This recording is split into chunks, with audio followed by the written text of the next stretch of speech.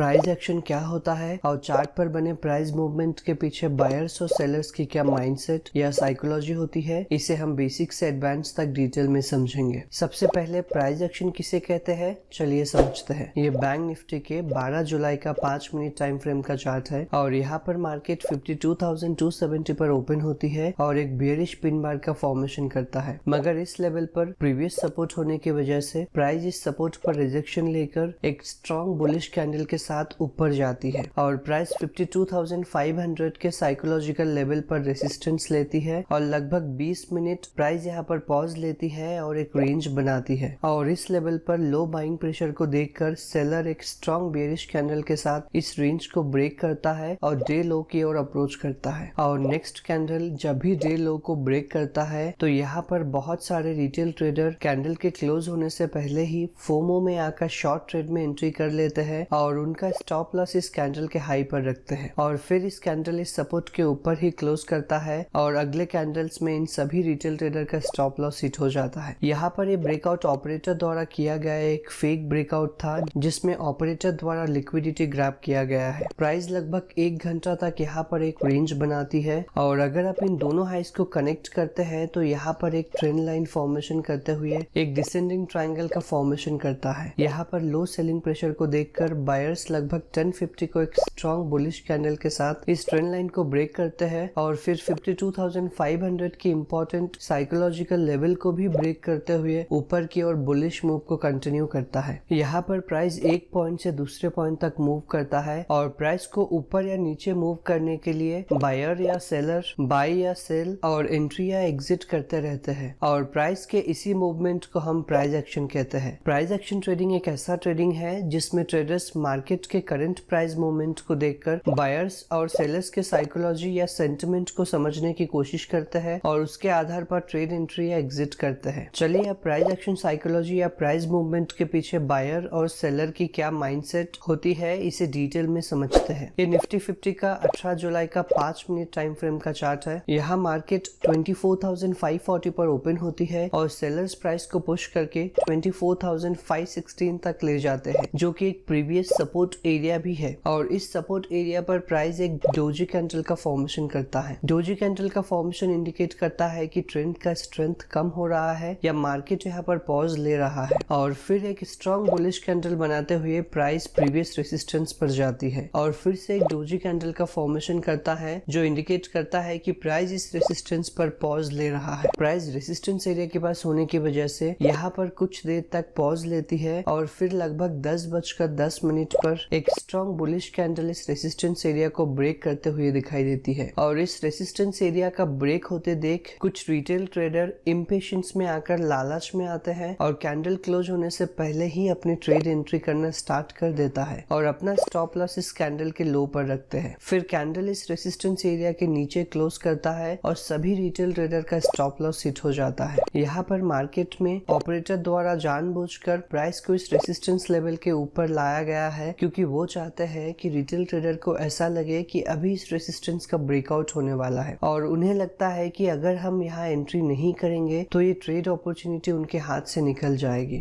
इसी तरह बड़े ट्रेडर्स रिटेल ट्रेडर के माइंडसेट से खेलते हैं और उन्हें लालच दिखाकर अपने जाल में फंसा लेते हैं। मार्केट लगभग 1 घंटे तक इस रेंज में ट्रेड करते हैं और यहाँ पर लो बाइंग प्रेशर को देखकर सेलर प्राइस को नीचे पुश करते हैं और 1045 को एक स्ट्रॉन्ग रेड कैंडल के साथ इस रेंज को ब्रेक करते हैं। जैसे जैसे प्राइस इस सपोर्ट लेवल के पास आती है वैसे ही बायर्स की संख्या कम होने से ग्रीन कैंडल की साइज छोटी होती जाती है। इसका मतलब मार्केट में सेलर्स बायर्स के कंपैरिजन में एक्टिवली सेलिंग कर रहे हैं और वो प्राइस को इस रेजिस्टेंस लेवल के नीचे रखने में ज्यादा इंटरेस्टेड है और फिर प्राइस इस सपोर्ट एरिया पर आती है और back to back 3 doji candle का फॉर्मेशन करता है जो इंडिकेट करता है कि प्राइस यहाँ पर पॉज ले रहा है और अपना डायरेक्शन अभी तक डिसाइड नहीं किया है और फिर एग्जैक्टली 11:30 को एक स्ट्रॉन्ग बेयरिश कैंडल इस सपोर्ट को ब्रेक करते देख फिर से कुछ रिटेल ट्रेडर फोमो में आकर कैंडल क्लोजिंग से पहले ही ट्रेड में एंट्री कर लेते हैं और इस कैंडल के हाई पर अपना स्टॉप लॉस रखते हैं। यहाँ पर ऑपरेटर द्वारा एक बार फिर से प्राइस को जानबूझकर इस सपोर्ट एरिया के नीचे ले जाया गया है ताकि रिटेल ट्रेडर को लगे कि अभी इस सपोर्ट एरिया का ब्रेकडाउन होने वाली है और retail trader fear of missing out यानी कि फोमो में आकर कैंडल क्लोजिंग से पहले ही एंट्री बना लेते हैं और इस कैंडल की क्लोजिंग इस सपोर्ट एरिया के ऊपर होती है, जिससे इन सारे रिटेल ट्रेडर्स का स्टॉप लॉस एक बार फिर से हिट हो जाता है। मार्केट में ट्रेडिंग करते समय आपको इन्हीं ऑपरेटर के चाल को समझना है और उनके ही डायरेक्शन में आपको अपना ट्रेड प्लान करना है, तभी आप प्रॉफिटेबल ट्रेडर बन सकते हैं। यहाँ पर अगर आप ध्यान देंगे तो आपको एक ट्रेंड लाइन का भी फॉर्मेशन होते हुए दिखाई देगी और इस एरिया पर लो सेलिंग प्रेशर होने की वजह से बायर्स प्राइस को ऊपर पुश करते हैं और लगभग 12:10 में एक स्ट्रॉन्ग ग्रीन कैंडल के साथ इस ट्रेंड लाइन को ब्रेक करते हुए ऊपर की ओर मूव करते हैं और इस रेजिस्टेंस के पास पहुंचते हैं। यहाँ पर इस सपोर्ट एरिया पर जितने भी बायर्स लॉन्ग पोजीशन बनाए थे वो सब प्राइस रेजिस्टेंस एरिया के पास होने की वजह से प्रॉफिट बुकिंग करते हैं, जिससे एक छोटा सा पुल बैक होते हुए दिखाई देती है और फिर प्राइस एक स्ट्रॉन्ग बुलिश कैंडल से इस प्रीवियस रेजिस्टेंस को ब्रेक करते हैं और अपने प्रीवियस मोमेंटम को कंटिन्यू करते हुए बुलिश मूव को कंटिन्यू करते हैं। तो इसी प्रकार से आपको प्राइस एक्शन साइकोलॉजी को रीड करना है और हमेशा ऑपरेटर के डायरेक्शन में ही ट्रेड करना है ताकि आप उनके जाल में ना फंसे। इस चार्ट पर बने प्राइस एक्शन को देखकर आपको कुछ इंपॉर्टेंट की पॉइंट्स को हमेशा ध्यान में रखनी चाहिए, जिससे आपके प्रॉफिटेबल होने के चांसेस बढ़ जाते हैं। फर्स्ट की पॉइंट है, आपको हमेशा कैंडल क्लोजिंग के लिए वेट करनी चाहिए। अगर आप इम्पेशेंस होकर रनिंग कैंडल में एंट्री करेंगे तो आपके लॉस होने के चांसेस बहुत बढ़ जाते हैं। सेकंड की पॉइंट है, मार्केट में आपको कभी भी फियर ऑफ मिसिंग आउट या फोमो के भावना से ट्रेड नहीं करनी चाहिए। आपको हमेशा अपने ट्रेडिंग प्लान के अकॉर्डिंग ही ट्रेड करनी चाहिए, जिससे आपके प्रॉफिट होने के चांसेस बढ़ जाते हैं। थर्ड की पॉइंट, आपको हमेशा प्रॉपर ब्रेकआउट का इंतजार करना चाहिए और जब भी कोई स्ट्रॉन्ग कैंडल किसी इंपॉर्टेंट लेवल को ब्रेक करके क्लोज करता है, आपको तभी ट्रेड में एंट्री करनी चाहिए। फोर्थ की पॉइंट, मार्केट में प्राइस एक्शन का एनालाइज करते हुए कुछ कैंडल्स को देखकर बाय या सेल का डिसीजन नहीं करनी चाहिए। कोई भी डिसीजन लेने से पहले मार्केट का ओवरऑल ट्रेंड क्या है ये देखना बहुत जरूरी है, तभी आप सही ट्रेड एंट्री कर पाएंगे। अगर आपको हमारा ये प्रयास अच्छा लगा तो वीडियो को लाइक और चैनल को सब्सक्राइब जरूर करें। Thank you for watching.